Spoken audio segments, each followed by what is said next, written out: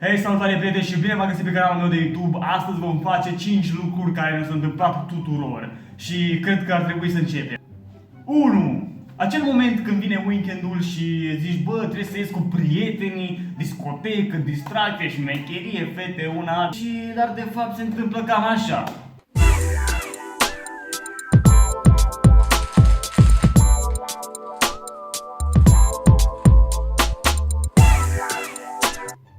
Dar de fapt stați singur ca un cățel și, da, foarte trist, da, foarte, foarte trist. 2.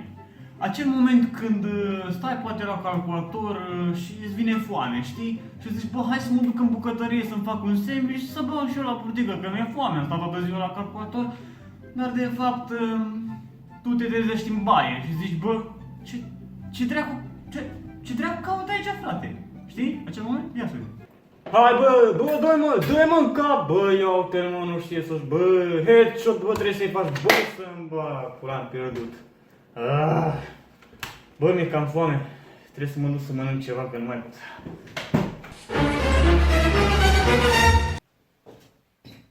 Ce?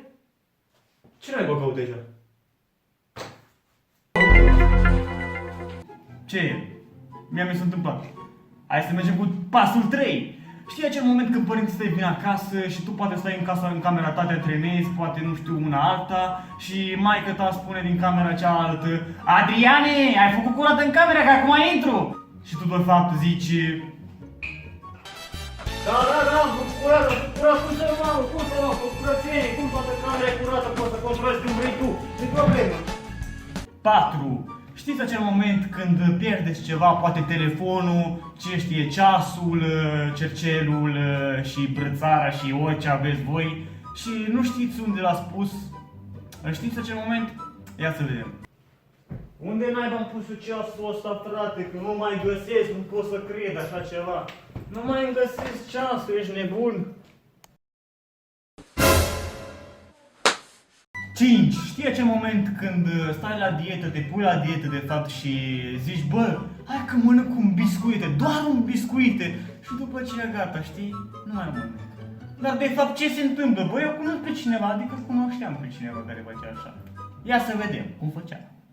Doar un biscuite, jur, doar un biscuite și după ce mă pun unde mă biscuite și bă, uite aici și după ce mă pun la dietă, doar un biscuite, ia.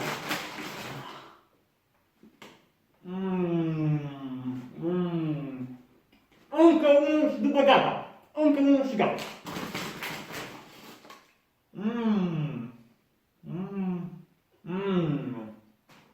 Băi, hai că doar de data asta mănânc pe toți și după ce gata.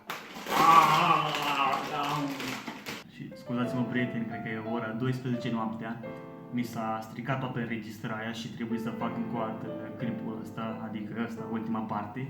Și vreau să vă salut încă o dată pentru că mi s-a blocat, repet, e 12 noaptea și acum fac videoclip, puteți să vorbesc și încetul că părinții mei doarme.